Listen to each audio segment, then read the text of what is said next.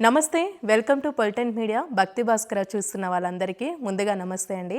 ప్రస్తుతం మనతో ఉన్నారు ప్రముఖ ఆధ్యాత్మికవేత్త, ఐకాన్ ఆస్ట్రాలజర్ గట్టుపల్లి సురేష్ బాబు గారు ఉన్నారు. మరి గురుగారితో మాట్లాడి మనకున్న సందేహాల గురించి అడిగి తెలుసుకుందాం. నమస్కారం గురుగారు. జై శ్రీమన్నారాయణ.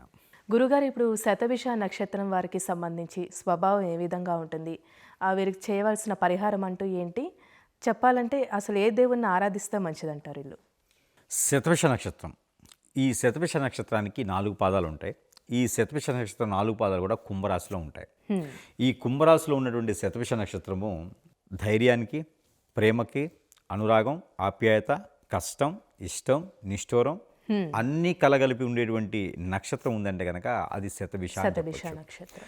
కోట్ల రూపాయలు ఉన్నా కూడా ఆ రోజు కష్టపడితేనే తింటాడు.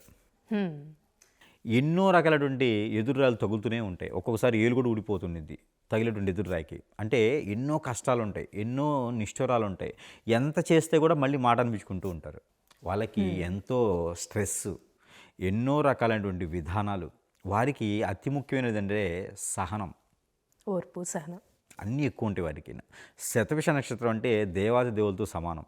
ఆ నక్షత్రంలో పుట్టడం అంటే మామూలు విషయం కాదండి. చాలా ధైర్యం ఉండాలి ముందు ముఖ్యంగా. ఎందుకు అంటే ఆ శతభిష నక్షత్రం ఏంటంటే ఎప్పుడూ కష్టాలే ఉంటాయి. ఈరోజు బాగుండిద్ది అంటే 100 కోట్ల డబ్బులు ఉన్నాయి కాక రూపాయి కోసం మళ్ళీ చూస్తూనే ఉంటారు. వాళ్ళకి అన్న కష్టాలు ఉంటాయి, కనపడదు, తెలియదు. అన్నీ బాగున్నాయి అంటే జలుబు చేస్తుంది. జలుబు కూడా తగ్గిపోయిందంటే కాలికి ఏదో దెబ్బ తగిలిద్ది. సరే అన్నీ బాగుంటే కారుకి పంచర్ అయ్యిద్ది. అంటే సమస్య వాళ్ళకి అనేది ఎప్పుడు ఉంటూనే ఉంటుంది ఏదో ఒక రకంగా. అదే శతభిష నక్షత్రం అంటే. దానిలో నుంచి ఎప్పుడు కూడా వాళ్ళు పద్మవ్యూహంలో నుంచి బయటికి ఎలా రావాలా అని వెతుకుతూనే ఉంటారు. ఏదో ఒక దగ్గర తప్పించుకుంటూ ఉంటారు. అలానే ఈ శతభిష నక్షత్రం 4 పాదాలు కూడా కుంభరాశిలో ఉంటాయి. ఇది నామ నక్షత్ర ప్రకారంగా అయితే కనుక ఎస్ లెటరు, ఎం లెటర్, జే జా జీ జు జా ఈ లెటర్స్, అలానే బి బా బీ బూ బా ఇలాంటి లెటర్స్ కూడా పెట్టుకునేది ఉంటుంది. ఒక్కొక్కరు ఈ లెటర్స్ పెట్టుకోకపోయినా ఒక్కొక్కసారి కుంభరాశి కింద వచ్చేటువంటి దాంట్లో అయితే ఉంటుంది. ఇకపోతే శతభిష నక్షత్రం గొప్ప విషయం ఏంటంటే వారు కష్టపడితే మాత్రమే ఆ రోజు తింటారు, లేకపోతే తినరు. మాట మీద నిలబడతారు. ఎక్కడైనా మాట ఇచ్చారంటే ఎక్కడి వరకైనా వెళ్తారు. అది యుద్ధానికైనా, సిద్ధానికైనా, ప్రేమకైనా సరే. మాట ఇచ్చారా కట్టుబడి ఉంటారు, ఎక్కడదైనా వదిలిపెట్టి వస్తారు. అంత నిలబడతారు అన్నమాట వారు. అలానే ఎవరికైనా సహాయం చేయాలంటే కూడా వారి దగ్గర లేకపోయినా మాట ఇచ్చారంటే మాత్రం ఎక్కడి నుంచైనా పీక్కొచ్చైనా ఇస్తారు. అంత మంచి గుణగణాలు ఉన్నవారు. ఎదుటివారు ఎవరైనా సరే ఈ నక్షత్రాన్ని నమ్మి ఎన్ని కోట్లైనా పోయొచ్చు, ₹1 కూడా తాకరు, అబద్ధం చెప్పరు, మోసం చేయరు, మూర్ఖతంగా ఉంటారు, మొండిగా ఉంటారు, తన పని తను చేసుకుంటూ ఉంటాడు, ఎప్పుడు కష్టపడుతూనే ఉంటారు. స్త్రీ పురుషులు ఇరువురు కూడా ఎవరి పని వాళ్ళు చేసుకుంటూ ఉండి కూడా అన్ని రకాల నాలెడ్జెస్ బాగా ఉంటాయి వారి దగ్గర, గిట్టనొట్టు ఉంటారు. పెద్దవారు ఏం చేస్తారు, పిల్లలు ఏం చేస్తారు, నడి వయసు వారు ఏం చేస్తారు, వారి యొక్క పరిస్థితి ఏందని ఎదుటి వారి ఒక మొహం చూసే వారు చెప్పగలుగుతారు. అంత కేపబిలిటీ ఉంటుంది ఆ శతభిష నక్షత్రం వాళ్ళ దగ్గర. వారు చూడటానికి సాదాసీదాగా ఉంటారు, కొంచెం బొద్దుతరంగా ఉంటారు, బద్ధకంగా ఉంటుంటారు. వాత పిత్త కఫంలో వాతం ఉండేటువంటి శరీరం వీరికి ఉంటుంది.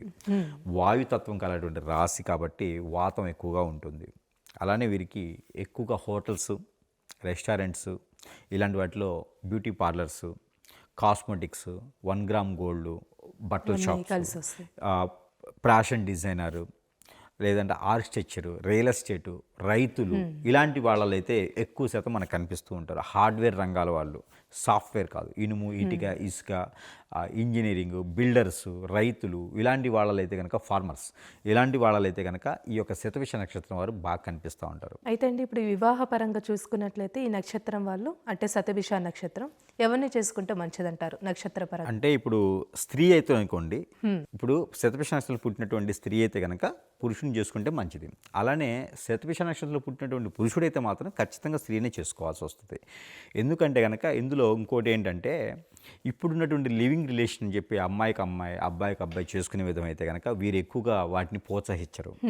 అలానే శతభిష నక్షత్రంలో పుట్టిన వారికి అయితే కనుక మీనరాశి వాళ్ళని పెళ్లి చేసుకోవచ్చు, మరొకటి వృషభ రాశి వాళ్ళని చేసుకోవచ్చు, మరొకటి కర్కాటక రాశి వాళ్ళని చేసుకోవచ్చు. రెండు కూడా ఒకటే జెన్ అవుతుంది. కాకపోయినా ఇక్కడ ఏంటంటే మిశ్రమ ఫలితాలు అయితే వస్తాయి కర్కాటక రాశి నుంచి.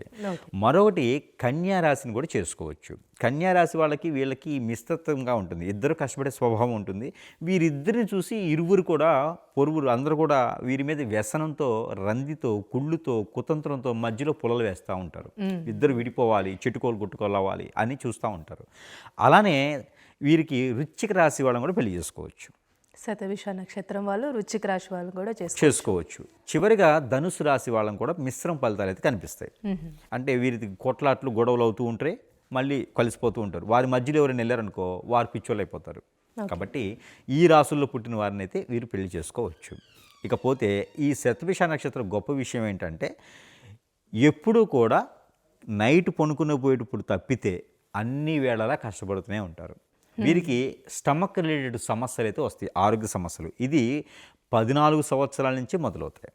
గ్యాస్ట్రిక్, ఎబిసిటీ, ఎసిడిటీ, అలానే బ్యాక్ పెయిన్, షోల్డర్ పెయిన్ ఇలాంటివి వస్తూ ఉంటాయి. జీవితంలో ఎదగాలంటే కనుక మనం చెప్పినటువంటి రంగాల్లో ముందడుగు వేస్తే వెతుకుతారు. అలానే వీరికి పార్ట్నర్షిప్ వ్యాపారాలు కలిసి రావు, లవ్ మ్యారేజెస్ సెట్ అవ్వవు. అలానే వీరికి ఖచ్చితంగా ఉంది అని చెప్పలేము, కానీ వీరికి ఖచ్చితంగా 2 పెళ్ళిళ్ళు కానీ లేదా ఒక ఎఫ్ఐఆర్ కానీ ఉంటుంది. ఓకే. అది పర్టికులర్గా గురువుగారు చెప్పారు కదా ఉంటుందేమో అని కాదు. ఇది 70% మాత్రమే అవుతుంది. ఇది వారి యొక్క గోచార ప్రకారం కూడా మనం చూసుకోవాలి.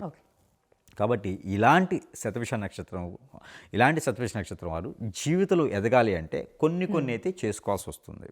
గురుగారు అయితే ఈ నక్షత్రం వారికి సంబంధించి ఎలాంటి పరిహారం చేసుకుంటే మంచిదంటారు? ఇక్కడ శతభిష నక్షత్రం వారు ఎవరైతే ఉన్నారో వీరికి కూడా నరఘోష, నరదిష్టి, శత్రుభయం, శత్రుపీడ, అలానే పితృదోషాలు, కాలసర్పదోషం, నాగదోషం, కుజదోషాలు కూడా ఎక్కువగానే ఉంటాయి. ఏదైనా తగిలిన వేలకి మళ్ళీ తగులుతూ ఉంటాయి కదా. అలానే మూలిగినంత తాటికే పడుతుంది.